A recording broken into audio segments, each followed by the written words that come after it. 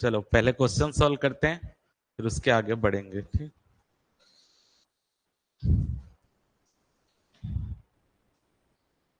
चलो बनाओ। महर्षि का सही संधि विच्छेद चुनिए, और साथ में ये भी बताना है कौन सी संधि है वो। कौन है यर्स और संधि? आपका आवाज है, हाँ। मतलब आप डी बोल रहे हो। ये महाधन ऋषि कौन सी संधि है?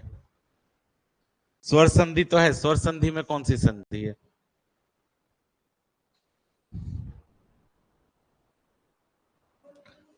देखो यहां पर आ प्लस री लगा है, और आ और री लगने से अर का साउंड आया है। महर्षि अर का, तो अर का साउंड किस में आता है? गुड़ स्वर संधि में। यानी महर्षि आपका यहां पर महाधन ऋषि, संधि कौन सा है? गुण स्वर संधि, जिसमें हम पढ़े थे कि अ प्लस ई मिलने से किसका साउंड आएगा? ए का आएगा। अ प्लस उ मिलने से किसका साउंड आएगा? ओ का आएगा। और अ प्लस या अ री करने से अर का आता है। तो यहां पर महर्षि देखो अर का साउंड आ रहा है, महर। डी होगा गुण स्वर संधि, सही है। चलो अगला देखते हैं। पावक का सही संधि विच्छेद बताइए। पौधन अक संधि कौन सी है? वाह। यण स्वर संधि में या तो य आएगा, या तो वृद्धि स्वर संधि में मात्राएं लगती है, ऐसा या ऐसा। अच्छा, अब तो अंत में तो वही बचेगा। पावक जो है कैसे तोड़ते हैं इसको? पौ धन अक। अब ओ की मात्रा लगती है ओ, और अ आता है, तो साउंड किसका आता है? आओ का साउंड आएगा। तो पावक में देखोगे तो यहां पर आपका ए सही है। संधि का नाम क्या है? अयादि स्वर संधि, लास्ट वाला है। पवन, पावक, नयन, ये सब आपका अयादि स्वर संधि। जितने क्वेश्चन है सब पेपर के क्वेश्चन है ना। चलो, स्वर संधि के कितने भेद होते हैं? कौन कौन से? चलो एक एक करके चालू करते हैं मैडम। पहला, दूसरा, एक एक हो गया दीर्घ। यण तो आपका फेमस हो गया लगता है, फेवरेट है। हाँ मैडम, आप बताओ। हाँ चलो, आयादी 5 हो गए। दीर्घ स्वर संधि, गुण स्वर संधि, वृद्धि स्वर संधि, यण स्वर संधि और अयादि स्वर संधि। तो आंसर क्या होगा? 5। अगला देखते हैं इसमें, सूर्योदय शब्द में किस प्रकार की संधि है? सूर्योदय टूटेगा कैसे? सूर्योदय कैसे टूटेगा? सूर्य धन उदय। अब यहां पर आपका आ रहा है सूर्य, यानी अ का साउंड आ रहा है, और उ का साउंड आ रहा है, और अ और उ मिलकर क्या बनाते हैं? ओ बनाते हैं। तो यहां पर देखो, यहां पर सूर्योदय, सूर्य धन उदय, अ और उ मिलकर ओ बना रहे हैं। ओ आ रहा है कि नहीं आ रहा है? यानी कौन सी संधि है? गुण स्वर संधि है। एक करेक्ट आंसर है। अगला देखते हैं, स्वागत शब्द में निम्नलिखित में से किस प्रकार की संधि है? मैं कॉपी नहीं खोलना है ना, हाँ करके देखो। स्वागत में दीर्घ स्वर संधि, कौन कौन दीर्घ वाला है? स्वागत टूटता कैसे है? सुधन आगत, सुधन आगत। कौन कौन है दीर्घ वाले? सु है, यानी यहां पर कौन सा है? उ है। और उ और आ मिलकर क्या बना रहे हैं? आप देखो, सु उ और आ मिलकर वाह बना रहे हैं। और वाह किसमें मिलता बनता है? यण स्वर संधि में। हमने कल पढ़ा था कि यहाँ पे उ प्लस आ मिलकर वाह बनाते हैं, आपका ई प्लस अ मिलकर य बनाते हैं। कल की क्लास का है ये। तो सुधन आगत स्वागत होता है, तो यहां पर स्वागत में देखो वाह बना है, तो वाह बनता है, वहां पर क्या होता है? यण स्वर संधि होता है। सी करेक्ट आंसर है। दीर्घ, वैसे दीर्घ वाले कौन थे? दीर्घ कैसे बनेगा? हाँ, हाँ, हाँ। चलो, वसुधैव का संधि विच्छेद। आयादी वाले कौन है? आप हो मैडम, ठीक है। अच्छा, यहां पर दो मात्रा लगता है तो वृद्धि स्वर होता है। दो मात्रा जहां पे लगता है वहां पे वृद्धि होता है।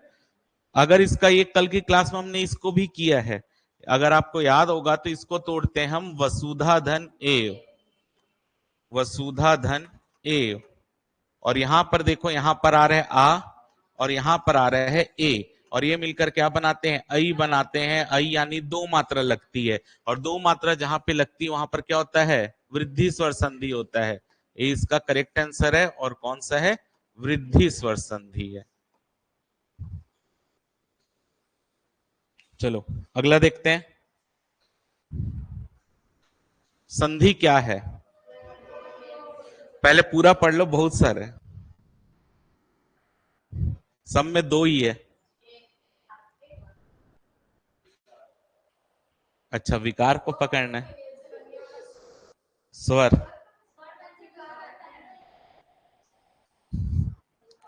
संधि में तो मैडम व्यंजन भी बन सकता है ना। संधि में तो स्वर, व्यंजन, विसर्ग तीन संधि है। तो क्या होता है? दो वर्णों के मेल से होने वाले विकार, विकार पढ़े थे। फिर हमने ये भी पढ़ा था विकारी शब्द क्या क्या होते हैं, इसको भी हमने लिखा है क्लास में। तो दो वर्णों के मेल से होने वाले विकार को क्या बोलते हैं? संधि कहते हैं। ये करेक्ट आंसर है। स्वर व्यंजन ये सब नहीं होता, स्वर व्यंजन तो अलग अलग संधि भी है। किस संधि के आधार पर देवेश्वर्य शब्द का गठन हुआ है? ये शब्द,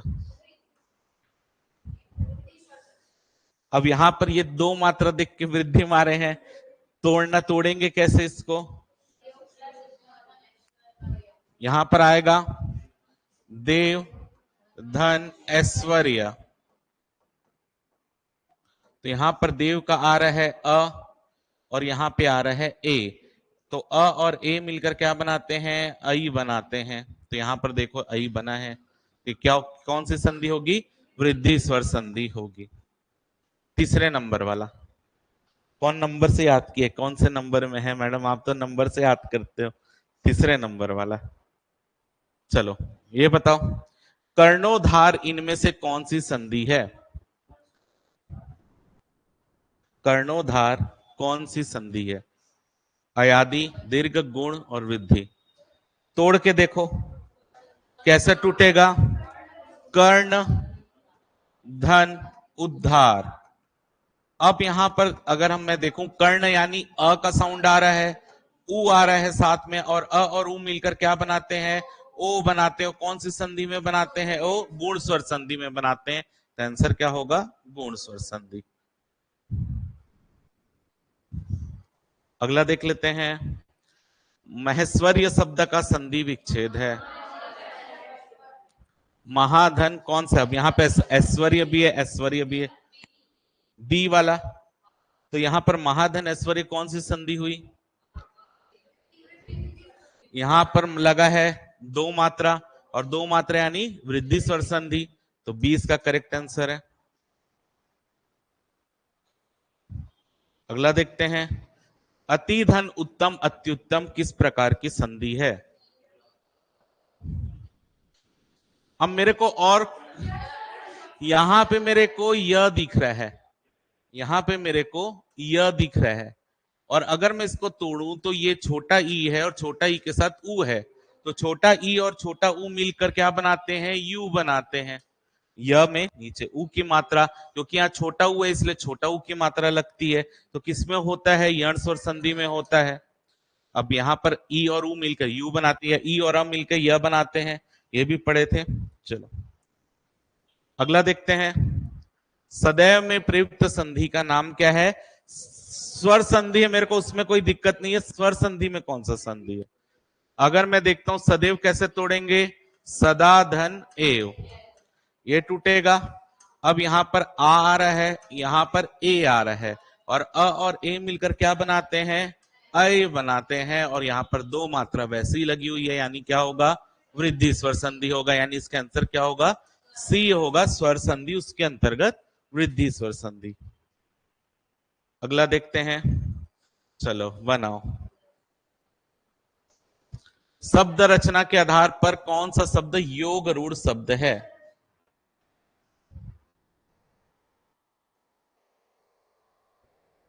हुलासी जी, आपके यहाँ थोड़ा सा नेटवर्क इशू होगा, बाकी नोटिफिकेशन तो प्रॉपर जाता है। बताओ, सबसे पहले ये बताओ, योग रूढ़ शब्द किसको बोलते हैं?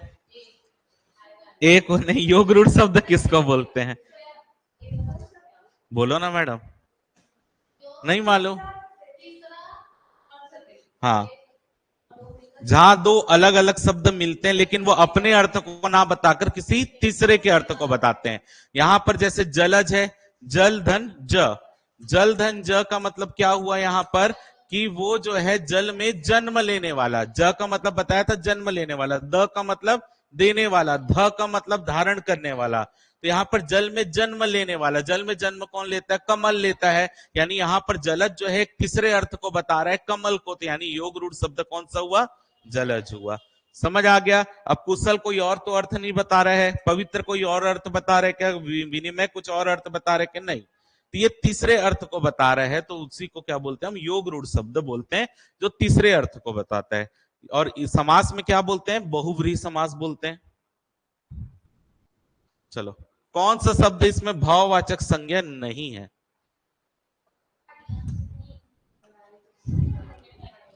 मिठाई। लड़ाई क्या है? मिठाई जातिवाचक। चतुराई भाववाचक।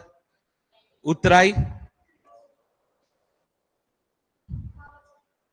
हाँ, तो कौन सा इसमें? मिठाई। मिठाई क्या होगा? जातिवाचक संज्ञा होगा। चलो बताओ। कितना सुहावना मौसम है, क्या हो गया मैडम?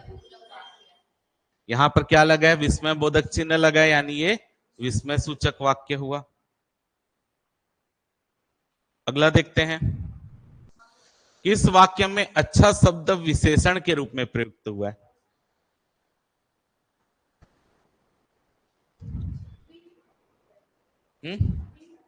विशेषण, विशेषण, विशेषण होता क्या है मैडम? ज्योति मैडम बताओ। ए लॉक करे फिर। हाँ मैडम, आप बी बोले हो, पहले ये बताओ मेरे को, विशेषण बोलते किसको है? नहीं तो अच्छा कौन सा सर्वनाम हुआ? हाँ, अच्छा सर्वनाम शब्द में आता है। हाँ हाँ, मेरे को ये बताओ, अच्छा शब्द, अगर आप सार्वनामिक विशेषण भी सोच रहे होगे, तो अच्छा तो संज्ञा के जो सर्वनाम संज्ञा की विशेषता बताएगा, वहां पर वो सर्वनामिक विशेषण होता है। अब यहां पर अच्छा शब्द, अच्छा तुम घर जाओ, तो अच्छा यहां पर किसकी विशेषता बता रहे हैं? नहीं बता रहे हैं। अब देखते हैं यहां पर, नीचे से देखें या ऊपर से देखें? क्या हुआ मैडम?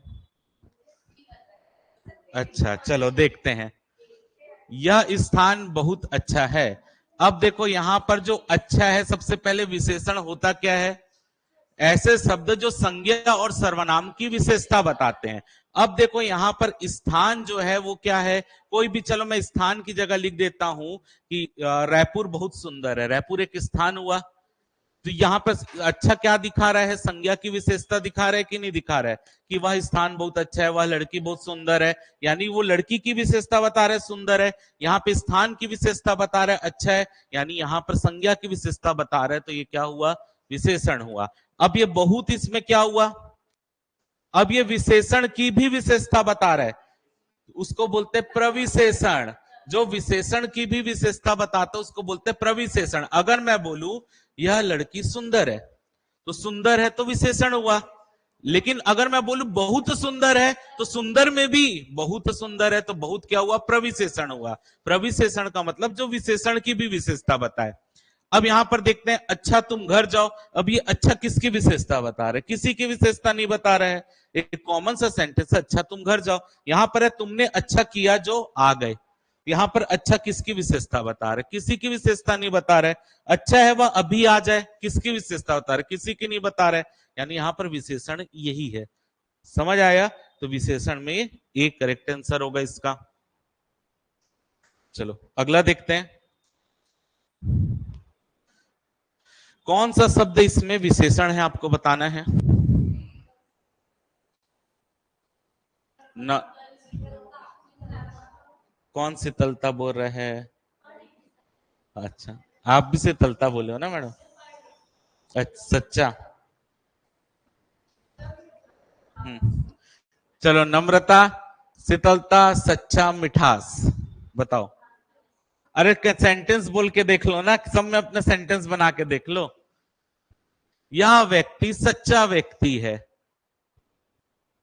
या मैं बोलूं, चलो मैडम का नाम लेके बोलते हैं, ज्योति सच्ची है, तो ज्योति की विशेषता बता रहा है कि नहीं, तो सच्चा क्या हुआ, विशेषण हुआ।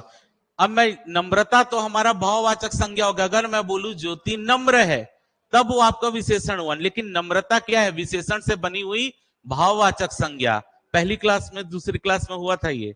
नम्रता जहां पे हमने पढ़ा था, ता जिसमें लगता है वो सब क्या होते हैं, भाववाचक संज्ञा होते हैं। और मिठास तो आपका वैसे ही है, मिठास विशेषण है, लेकिन मिठास बोलूं तो वो हो जाएगा भाववाचक संज्ञा। तो यहां पर आपका जो सच्चा है ये क्या है, विशेषण है, बाकी तीनों क्या है, भाववाचक संज्ञा है। ठीक है, याद रखना। और ये तीनों ही किससे बना है, विशेषण से बनी हुई भाववाचक संज्ञा है। भाववाचक संज्ञा किससे किससे बनती थी मैडम? हाँ, किससे किससे? हाँ, हम्म, तो 5 ही हुआ क्रिया। चलो अगला बताओ, जय का विलोम शब्द क्या होगा? जय मतलब जीता हुआ, पराजय मतलब हारा हुआ। अगला देखते हैं, समास का शाब्दिक अर्थ क्या है?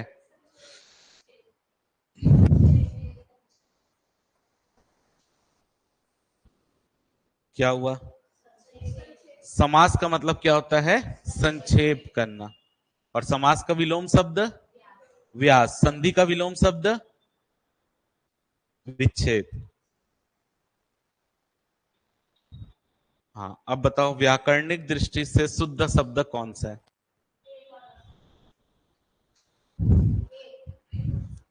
कौन सा है? ए है, ऐतिहासिक, ए करेक्ट है। अगला देखते हैं, व्युत्पत्ति की दृष्टि से शब्द के भेद कितने होते हैं? कौन कौन से? वो व्युत्पत्ति की दृष्टि से है 4। कौन कौन से? तत्सम, तद्भव, देशज, विदेशज। कितने प्रकार? 4। तत्सम, तद्भव, देशज और विदेशज। अगला है, आगे नाथ ना पीछे पगहा, लोकोक्ति का सटीक अर्थ क्या है? मतलब क्या होता है आगे नाथ ना पीछे पगहा? जिसके आगे पीछे कोई ना हो।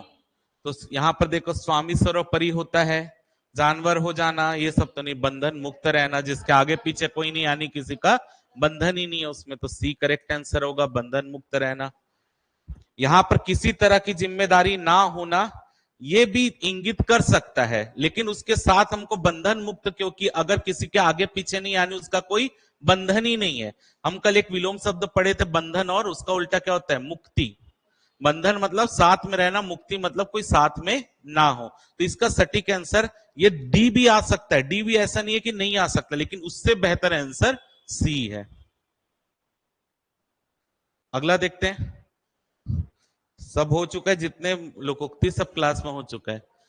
गधा खेत खाए, जुल्हा पिट जाए, मतलब काम कोई और कर रहा है, सजा किसी और को दी मिल रही है।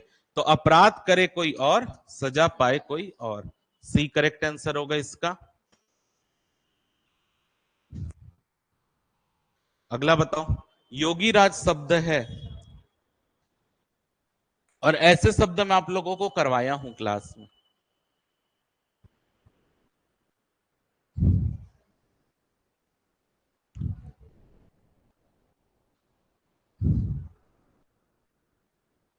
बताओ।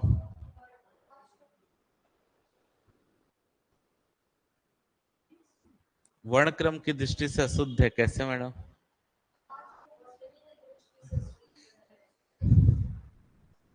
चलो, योगीराज गलत लिखा हुआ है। सबसे पहली बात, क्यों? अगर मेरे को सिर्फ योगी लिखना है तो मैं ग में बड़ी की मात्रा लगाऊंगा, लेकिन मेरे को योगी राज लिखना है तो मैं ग में छोटी की मात्रा लगाऊंगा। तो योगी राज ऐसे, जैसे मैंने आपको बताया था, पक्षी लिखना है तो मैं ऐसे लिखूंगा, लेकिन अगर मेरे को पक्षी गण लिखना है तो मैं ऐसा लिखूंगा। बताया था, सेम बताया था, अगर मंत्री लिखना है तो मैं ऐसा लिखूंगा, लेकिन अगर मंत्री परिषद लिखना है तो मैं ऐसे लिखूंगा। यहां पर आपका क्या होगा? वर्तनी की दृष्टि से अशुद्ध है। अगला देखते हैं, भविष्य काल के कितने भेद होते हैं? कौन है ये 5 वाले? अब आपका गोला लग गया मैडम, अब गोला लगने के बाद नहीं सुधरेगा। कौन से भविष्य काल के कितने टाइप होते हैं? कौन कौन से? हाँ हाँ, ठीक है, 3 होते हैं। सामान्य भविष्य काल, हेतु हेतु मत भविष्य काल और संदिग्ध भविष्य काल, 3 टाइप के होते हैं। 3 करेक्ट आंसर है। भूतकाल के 6, वर्तमान काल के 5। चलो ये बताओ, यशोदा हमारे घर की लक्ष्मी है, वाक्य में लक्ष्मी क्या है?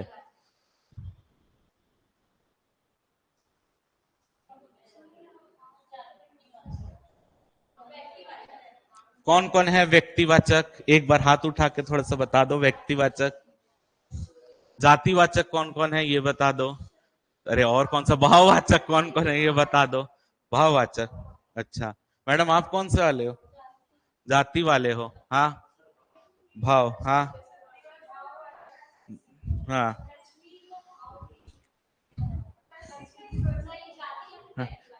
हाँ ऐसा थोड़ी होता है, वहां 2 गोला थोड़ी मार के आओगे मैडम।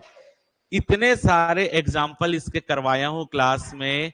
पंडित सुंदरलाल शर्मा को छत्तीसगढ़ का गांधी कहते हैं। हाँ, अब कैसे जातिवाद?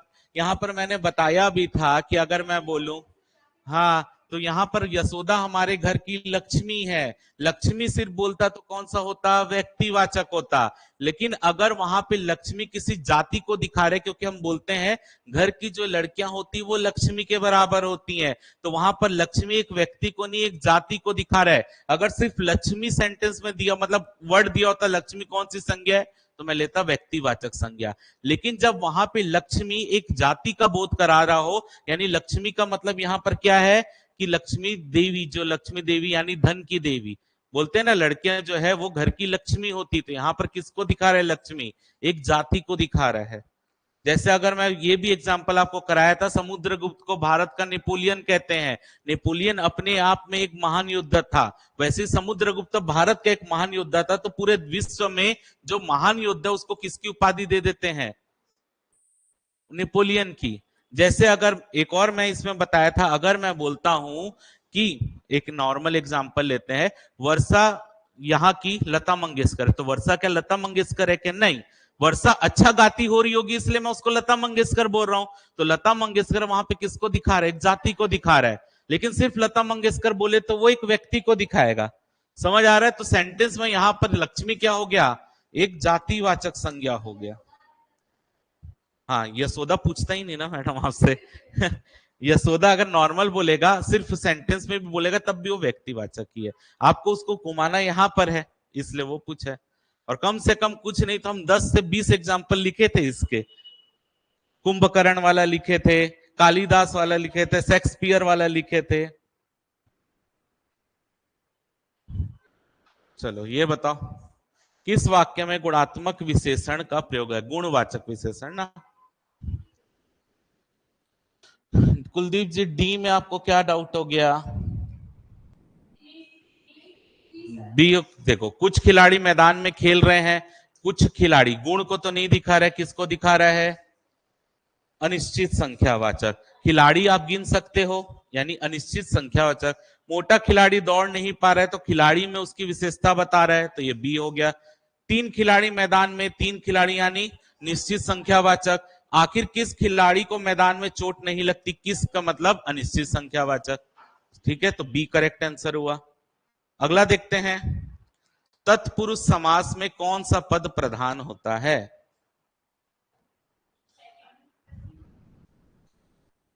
कौन है सेकंड? आप। नहीं, सही भी हो सकते हैं मैडम, ऐसा थोड़ी। आवाज आप ही की आई ना। सी अंतिम। सोचो एक बार और। पदों की प्रधानता के आधार पर समास कितने प्रकार के होते हैं? 4 प्रकार के। पदों की प्रधानता के आधार पर ऐसा समास जिसका प्रथम पद प्रधान होता है उसको बोलते हैं अव्ययी भाव समास। ऐसा समास जिसमें दूसरा पद प्रधान होता है उसको बोलते हैं तत्पुरुष समास। तत्पुरुष का ही टाइप होता है कर्मधारय समास, और कर्मधारय का ही टाइप होता है द्विगु समास। ऐसा समास जिसमें दोनों पद प्रधान होते हैं द्वंद्व समास। ऐसा समास जिसमें दोनों पद प्रधान नहीं होते, कोई तीसरा पद प्रधान होता है बहुब्रीहि समास। तो तत्पुरुष समास में कौन सा पद प्रधान होता है? अंतिम पद, यानी द्वितीय पद। समझ आ गया? चलो अगला देखते हैं, यथामति शब्द के कौन सा समास है? यथामति अव्ययी भाव समास। अव्यय मतलब क्या होता है? जिसमें लिंग वचन का कोई प्रभाव नहीं पड़ता। और क्या था? क्रिया विशेषण जितने भी होते हैं सभी अव्ययी भाव समास के उदाहरण होते हैं। यथाशक्ति, यथा संभव, यथामति। यथामति यानी मति के अनुसार या मत के अनुसार, तो यहां पर क्या होगा? अव्ययी भाव समास होगा, डी। अगला देखते हैं, चाहिए निम्नलिखित में से किसके अंतर्गत आता है? चाहिए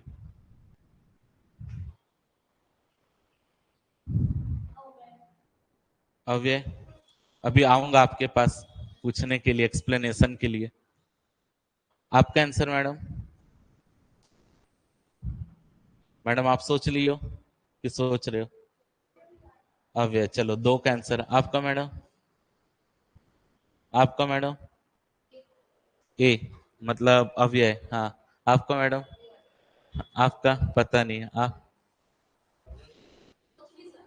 हाँ अव्यय। हाँ हाँ। अव्यय बोलते किसको है? ऐसे शब्द जिसमें लिंग वचन ये सबका कोई भी प्रभाव नहीं पड़ता। अब आप ऐसा सेंटेंस कोई भी अपने मन से बनाओ जिसमें एक लड़के के लिए सेम सेंटेंस बोलो और उसी को एक लड़की के लिए सेम सेंटेंस बोलो, और उसमें चाहिए शब्द को जोड़ के बोलो। चलो कोई एक, मैडम आप लड़के के हिसाब से बोलोगे कि लड़की के हिसाब से बोल? हाँ, आप एक ऐसा, मतलब आप कोई लड़की का नाम लेकर जोड़ के देखो। सीता को पेन चाहिए, अब उसी को लड़के के लिए बोल के देखो। राम को पेन चाहिए, तो चाहिए ही हो रहा है। वो लिंग के हिसाब से बदला क्या? नहीं बदला। तो जो चीज लिंग के हिसाब से नहीं बदलती उसको क्या बोलते हैं? अव्यय बोलते हैं। तो यहां पर क्या होगा? ये अव्यय होगा। समझ आया? क्योंकि इसमें लिंग वचन का कोई प्रभाव नहीं पड़ेगा। अगर मैं बोल दूं 2 लड़के को पेन चाहिए, तो चाहिए तभी भी चाहिए ही हो रहा है। उसमें लिंग वचन का कोई प्रभाव पड़ रहा है कि नहीं पड़ रहा है? तो जिसमें लिंग वचन का प्रभाव नहीं पड़ता उसको बोलते हैं अव्यय। अगला देखते हैं, अनाथालय शब्द बनावट के आधार पर कौन सा शब्द है? अनाथालय कौन सा? यौगिक कि योग रूढ़ वाले कौन है? आप हो। हाँ योग। अब मेरे को आप ये बताओ, योग रूढ़ में क्या होता है?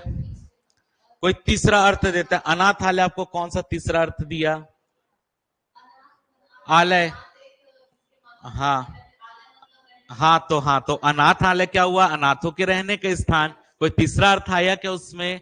नहीं आया। जैसे हम जलज बोले थे, तो जल का एक अलग मतलब, ज का मतलब जन्म लेने वाला। तो जलज को हम किसके लिए यूज किए? तीसरा व्यक्ति कमल, मतलब तीसरे चीज के लिए यूज किए।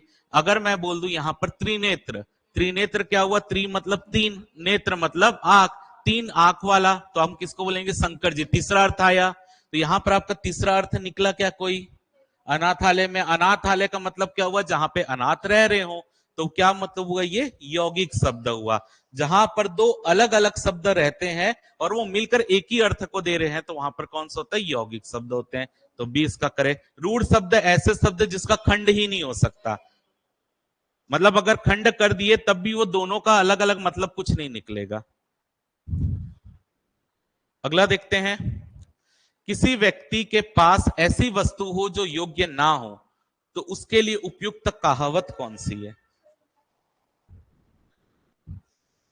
सील के घोंसले में मांस कहाँ, चोर चोरी से जाए पर हेरा फेरी से नहीं। छुछुंदर के सिर में चमेली का तेल, नाच ना जाने आंगन टेढ़ा। कौन कौन सी का समर्थन वाले हैं? आप लोग सी के समर्थन वाले हो। अब ये बताओ, छछुंदर के सिर में चमेली का तेल, छछुंदर का, अरे सी ही आंसर है। छछुंदर के सिर में चमेली का तेल, अगर आप छछुंदर के सर में तेल भी लगा लोगे उसमें क्या फर्क पड़ रहा है? उसका कोई उपयुक्त है कि उसमें तेल लगाना नहीं है। तो यहां पर क्या हो, छछुंदर के सिर में चमेली का तेल, यानी जो योग्य व्यक्ति नहीं है उसको अच्छी वस्तु का मिल जाना। तो सी इसका करेक्ट आंसर होगा। क्लास में लिखे भी हुए हैं इसको। चलो आगे देखते हैं। शास्त्रों की बात में कविता का दखल समझना यह भी धर्म के विरुद्ध है। इस वाक्य में यह किस प्रकार का सर्वनाम है?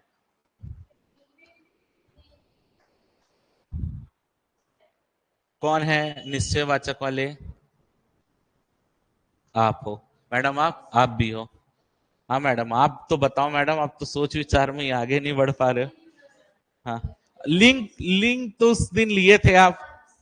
हाँ, और बताए भी थे कि मैं सर्वनाम और संज्ञा पढ़ ली हूं। निश्चय आएगा। हाँ मैडम, निश्चय। चलो, सबसे पहले अगर मैं निश्चयवाचक सर्वनाम की बात करूं तो निश्चयवाचक सर्वनाम के लिए कौन सा शब्द यूज होता था? यह और वह। अब देखो यहां पर बोला शास्त्रों की बात में कविता का दखल समझना यह भी धर्म के विरुद्ध है। यह यानी किसके लिए यह का यूज हो रहा है? कि वो शास्त्र की बात में दखल कर रही है। अगर मैं बोलूं यह मेरा पेन है, तो यह क्या हुआ? यह मेरा पेन है, निश्चित कर रहे हैं मेरा ही पेन है। तो शास्त्रों की बात में दखल देना यहां पर कविता का जो है वो धर्म के विरुद्ध है। यानी क्या धर्म के विरुद्ध है? शास्त्रों की बात में दखल देना। ये यह क्या कर रहा है? इसको निश्चित कर रहा है कि वो उसी बात की बात कर रहा है। तो यहां पर क्या होगा? निश्चयवाचक सर्वनाम। ये पढ़े हुए हैं यह वह सब आपका निश्चयवाचक सर्वनाम में। यह मेरा आदेश है, तो यह वहां पर भी निश्चयवाचक सर्वनाम है। चलो, यण संधि का इसमें से कौन सा एग्जाम्पल है? यण संधि कौन है महोत्सव वाले? आप हो? हाँ, सी। चलो पहले ऊपर से चालू करते हैं, एक एक करके देखते हैं। यहां पर मेरे को यहां पर दो मात्रा लगा है, तो मेरे को करने की जरूरत नहीं, वो वृद्धि ही होगा। तब भी करके देख लेते हैं। हा में आ का साउंड आ रहा है और ओ का साउंड आ रहा है, और आ और ओ मिलकर क्या बनाते हैं? ओ ही बनाते हैं। तो आपका क्या हुआ? वृद्धि स्वर संधि हुआ। महाधन उत्सव, आ का साउंड आ रहा है प्लस ऊ का साउंड आ रहा है, आ और ऊ मिलकर क्या बनाते हैं? ओ बनाते हैं। कौन सा? गुड़ स्वर संधि। मनुधन अंतर, ऊ का साउंड आ रहा है प्लस अंत, अ का साउंड आ रहा है, ऊ और अ मिलकर व बनाते हैं किसमें? यण स्वर संधि में, यानी यही आंसर है। वधुधन उत्सव, ऊ और ऊ मिलकर बड़ा ऊ बना रहे हैं दीर्घ स्वर संधि। समझ आया? यहां पर बड़ा ऊ है, यहाँ पे छोटा ऊ है, दोनों मिलकर क्या बनाते हैं? बड़ा ऊ बनाते हैं। तो ये क्या हो रहा है? अपने ही सजाती वर्ण है, सजाती वर्ण में क्या होता है? दीर्घ स्वर संधि होता है। यानी आंसर यहां पर क्या होगा? सी आंसर होगा। अगला देख लेते हैं, सकर्मक क्रिया कौन सी है? और भी सोच लो, नीचे भी है। राम खाता है, वह खाता है। यहां पर देखो, सबसे पहले हम क्या देखते हैं? खाता है क्या है? क्रिया है। कौन खाता है? कौन शब्द से क्या आंसर आ रहा है? राम खाता है, यानी राम क्या है? करता है। क्या खाता है? आम खाता है। यहां पर खाता में क्या पूछने से हमको क्या पता चल रहा है? जो पता चलता है वही कर्म होता है। तो अगर क्या खाता है? आम खाता है, तो आम क्या है? एक कर्म है। तो यहां पर आपका क्या होगा? सकर्मक क्रिया होगी। सकर्मक में भी कौन सा? एक कर्मक। पढ़े थे एक कर्मक, तो सकर्मक में भी एक कर्मक। हाँ, विद्यालय में कौन सी संधि है? स्वर संधि है, लेकिन स्वर में कौन सी संधि है?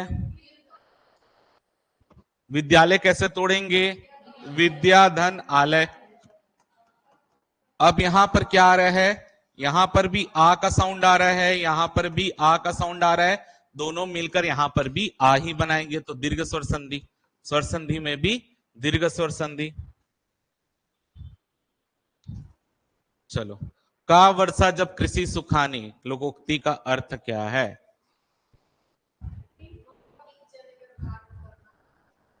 ये कंफ्यूजन में बोलो कि मैडम कॉन्फिडेंस में बोलो? कॉन्फिडेंस है ना? हाँ।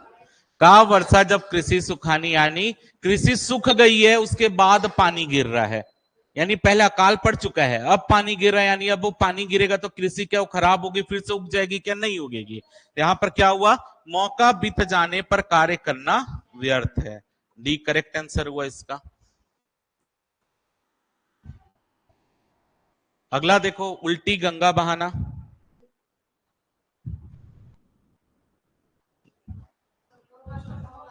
बना के रखो, एक मिनट। हाँ हाँ।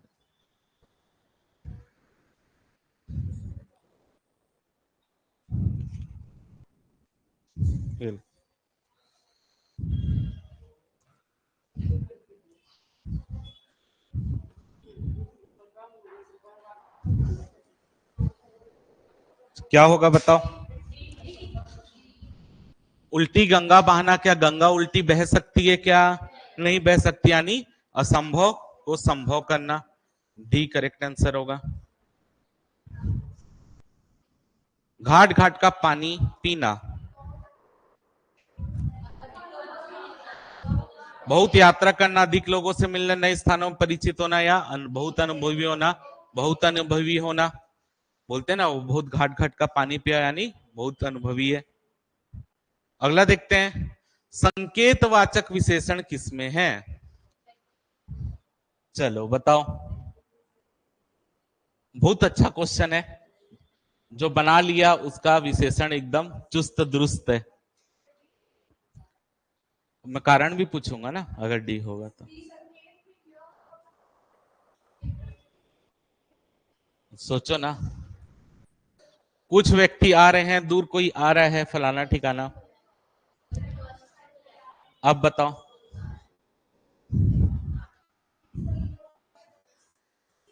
कोई कुछ बता रहे हैं? चलो, बहुत सोच विचार कर लिए, पहले मेरे को अब यही बताओ, क्या संकेतवाचक विशेषण भी होता है क्या? विशेषण के टाइप क्या पढ़े हो आप? गुणवाचक विशेषण, संख्यावाचक, परिमाणवाचक और सार्वनामिक विशेषण। सार्वनामिक विशेषण में भी आप अलग टाइप पढ़े हो, लेकिन संकेतवाचक विशेषण तो आप पढ़े ही नहीं हो। चलो, तब भी मैं सार्वनामिक विशेषण के अंतर्गत भी बनाने की कोशिश कर लेता हूं। उसमें भी निश्चित, संख्यावाचक, अनिश्चित ऐसे रहते ही हैं। तो अगर उसके अंतर्गत भी बनाने का प्रयास करता हूं तो संकेतवाचक स्वयं में एक सर्वनाम होता है जिसको हम निश्चयवाचक सर्वनाम बोलते हैं। तो निश्चयवाचक सर्वनाम में क्या होता है? यह या वह लगता है। लेकिन इस सेंटेंस में कहीं भी यह और वह का प्रयोग नहीं हुआ है। अगर मैं देखूं, कुछ व्यक्ति आ रहे हैं, कुछ यानी ये अनिश्चित हो गया। दूर कोई आ रहा है, कोई क्या हुआ? अनिश्चित हो गया। व्यक्ति आ रहे हैं, यहां पर कुछ निश्चय अनिश्चय कुछ नहीं पता चल रहा है। तो यहां पर क्या है? डी, इनमें से कोई नहीं। चलो बनाओ। विदुदय का सही संधि विच्छेद है।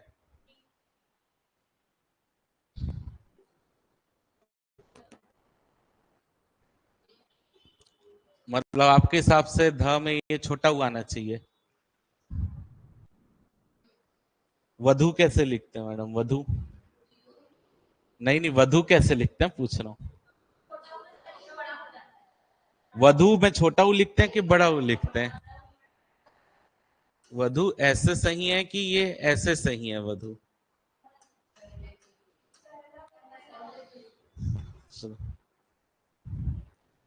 सोच विचार करो। और ये कल खोज के लाना कि आपका लास्ट क्वेश्चन है, क्योंकि ये खोज के लाना कल कि छोटा आएगा कि बड़ा आएगा। ठीक। अब आपको छोटा लग रहा होगा तो छोटा सही है, आपको बड़ा लग रहा होगा तो बड़ा सही है। हाँ, ठीक है, लास्ट क्वेश्चन है। इसको कल खोज के लाना अपने से, ताकि आपको याद रहे। ठीक है। ये शुद्ध अशुद्ध शब्द में भी आता है, ये वधु वधु ये। तो विदुदय लिख लो, खोज के लाना कि किसमें आएगा। क्या ये आंसर होगा कि ये आंसर होगा? आंसर तो ये दोनों में ही है, ए या बी में ही आंसर है, लेकिन खोज के लाना। चलो, अगर वैसे संधि देख लेते हैं। छोटा ऊ बड़ा ऊ से संधि में कोई फर्क नहीं पड़ेगा। संधि कौन सा है? दीर्घ स्वर संधि। उ और उ मिलके बड़ा उ मिलेगा, ये तो दीर्घ स्वर संधि, इतना समझ आ गया। अब ये वाला उ आएगा कि ये वाला उ आएगा, ये आपको खोज के आना है। ठीक है, और ये जिसको इसमें कंफ्यूजन है वो ये भी खोजेगा कि छोटा उ वाला वधु आएगा कि बड़ा उ वाला वधु आएगा। ठीक है, चलो अब हेडिंग डालना है। व्यंजन संधि पढ़ने से पहले अपने को थोड़ा सा वर्णों के बारे में पता होना चाहिए, क्योंकि व्यंजन संधि में स्वर और व्यंजन दोनों का यूज होगा। तो कौन से स्वर